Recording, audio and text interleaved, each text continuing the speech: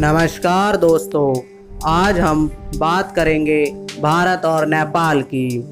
भारत और नेपाल एशिया के दो ऐसे देश हैं जो अपनी मित्रता के लिए जाने जाते हैं, किंतु हाल ही में भारत और नेपाल के बीच में कुछ ऐसी खबरें सामने आई हैं जिनमें उनके मतभेदों का पता चलता है। हाल ही में नेपाल के prime minister KP Sharma Oli ने एक नया पॉलिटिकल मैप निकाला, जहां पर उन्होंने कुछ रीजन्स को नेपाल का बताया जो कि भारत के हैं। इसी मैप के आने के बाद से भारत और नेपाल के बीच में मतभेद होना शुरू हो गए। तो आइए सबसे पहले नज़र डालते हैं उस पॉलिटिकल मैप की। तो जैसा कि अब आप स्क्रीन पर देख रहे होंगे, ये पॉलिटिकल मैप अब नेपाल के देश का है। तो इसमें जहाँ पर आपको एक ये संतरी डॉट दिख रहा है, ऑरेंज डॉट, ये वाला ही वही डिस्प्यूटेड काला पानी रीजन है जिसे नेपाल और भारत दोनों अपने देश का हिस्सा बताते हैं। हालांकि इस रीजन में 3 मेन क्षेत्र हैं जिनका नेपाल ने नाम लिया है, जो है काला पानी, लिपू लेक और लिम्फुरिया। इन तीनों रीजन को नेपाल ने अपनी टेरिटरी का बताया है, जबकि भारत पहले से ही इन तीनों रीजन को अपने मैप तथा अपनी टेरिटरी का बताता आ रहा है। तो जब से ही ये वाला नक्शा नेपाल ने निकाला है, तब से ही भारत और नेपाल के संबंधों में थोड़ा सा खटाव आना शुरू हो गया है।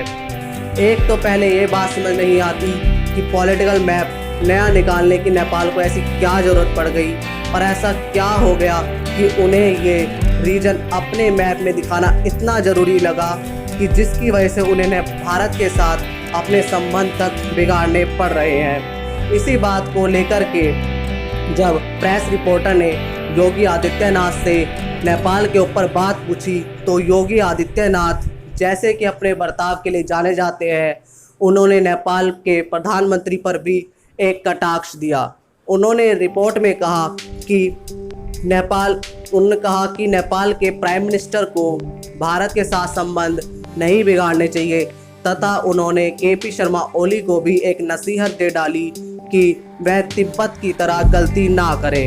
हाँ जी, आपने सही सुना, उन्होंने यही कहा कि नेपाल के प्राइम मिनिस्टर तिब्बत की तरह गलती ना करे, क्योंकि सालों पहले तिब्बत ने भी यही गलतियाँ की थी और आज वह चाइना के अंडर आता है।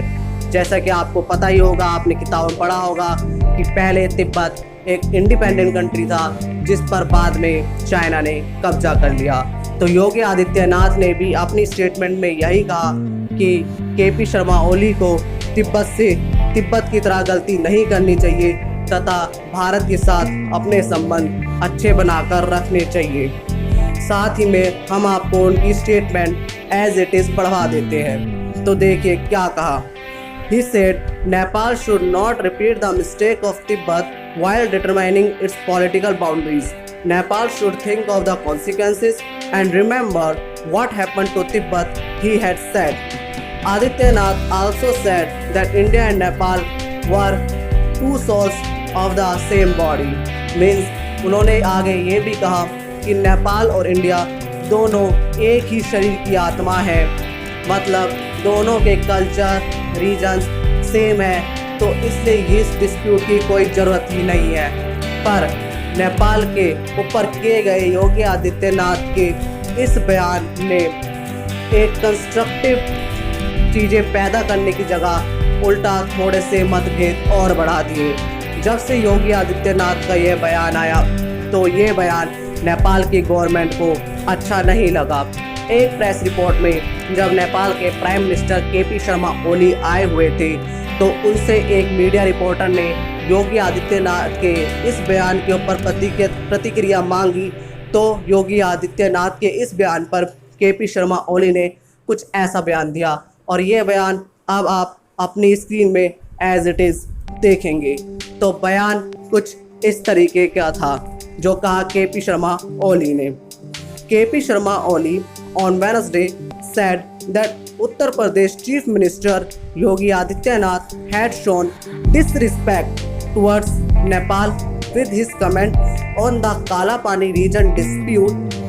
Speaking in the House of Representatives, of that country, Oli said that Adityanath comments were inappropriate and illegitimate. Means आप जैसे कि देख सकते हैं स्टेटमेंट में कि केपी शर्मा ओली ने कहा कि योगी आदित्यनाथ का कमेंट जो कि उन्होंने दिया था वह बिल्कुल डिसरिस्पेक्ट है। तो पहले इन सब कमेंट्स पे अपनी प्रतिक्रिया देने से पहले हम रीजन्स पे चलते हैं और हम आपको एक्सप्लेन करते हैं कि एक्चुअल में बात है क्या। तो ध्यान दीजिए, अब जो आपको स्क्रीन पर मैप दिख रहा होगा राइट साइड इंडिया और नेपाल के बॉर्डर का, उसे हमने जूम करके लेफ्ट साइड रखा हुआ है। तो लेफ्ट साइड के ग्रीन रीजन पर आपको 3 क्षेत्र दिख रहे होंगे, एक काला पानी, एक लिपू लेक और एक लिम्फुरिया। एक्चुअली में 1860 में जब सबसे पहले नेपाल एंड ब्रिटिशर्स के बीच में ट्रीटी साइन हुई थी सगोली रिवर की, तो वहाँ पर कहा गया था कि जो महाकाली रिवर है उसके वेस्ट पार्ट को, वेस्ट वाला जो पार्ट जहाँ पे वो स्प्लिट होती है, वेस्ट वाले पार्ट को एक बाउंड्री माना जाएगा और उसके लेफ्ट साइड का सारा एरिया नेपाल के पास होगा। तो इस हिसाब से काला पानी, लिपू लेक और लिम्फुरिया जहाँ पे ग्रीन रीजन दिख रहा है यह नेपाल का होता है। किंतु 1860 के बाद ही ब्रिटिशर्स को लगा कि ये एरिया उनके लिए बहुत इंपॉर्टेंट है चाइना से ट्रीटी साइन करने के लिए और चाइना के साथ बिजनेस बढ़ाने के लिए। तो उन्होंने अपने आप ही लेफ्ट वाले रीजन जो कि आपको मतलब अभी मैप में नहीं दिख रहा, उन्होंने महाकाली रिवर का वो जो ग्रीन रीजन था उसे नेपाल से निकाल दिया तथा नेपाल उस रीजन पर अपना काम करना शुरू कर दिया। तो नेपाल के जितने भी मोनार्किस्ट थे, राजा महाराजा, उनको इस चीज़ से कोई प्रॉब्लम नहीं।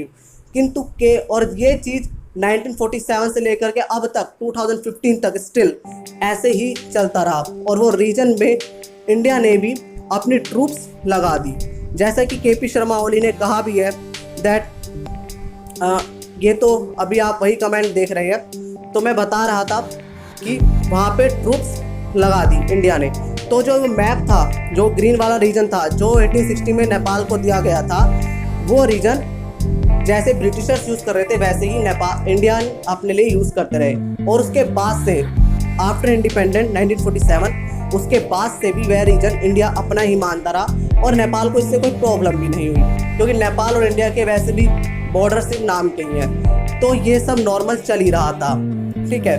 तो पर पता नहीं अचानक से केपी शर्मा ओली को क्या हुआ कि उन्होंने नया पॉलिटिकल मैप निकाला और एक बहस छेड़ दी कि ये रीजन हमारा है। जबकि देखिए, अगर प्रैक्टिकल सोचे कि जब 1860 से लेकर के स्टिल 2015 तक कोई प्रॉब्लम नहीं हुई आपको इस रीजन को लेकर के, तो अब आपको इसे लेकर के क्या प्रॉब्लम है? क्योंकि अगर ऐसा ही सोचने लगे तो सब अगर अपने 100-200 साल पहले नक्शे दिखाने लग गए तो ऐसे सब बॉर्डर बिगड़ ही जाएंगे। तो इस हिसाब से देखा जाए तो इंडिया अपनी कंडीशंस पे राइट है।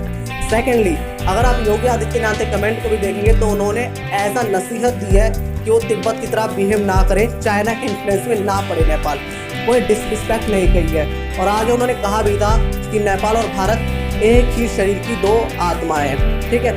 तो यहाँ से भी योगी आदित्यनाथ का कमेंट कुछ भी बेकार नहीं लगता है। इससे बस साफ यही जाहिर होता है केपी शर्मा ओली पर किसी तरह का इफेक्ट पड़ा हुआ है, मे बी चाइना इन्फ्लुएंस और समथिंग एल्स, कि वो इतने अग्रेसिवली इंडिया की हर चीज़ को ले रहे हैं। और योगी आदित्यनाथ के किए हुए कमेंट में को भी उन्होंने इतना अग्रेसिवली दिया। यही नहीं, इससे पहले उन्होंने एक ऐसा कमेंट भी दिया था कि इंडिया का वायरस चाइना के वायरस से 85% डेंजरस है। Means senseless comment, right.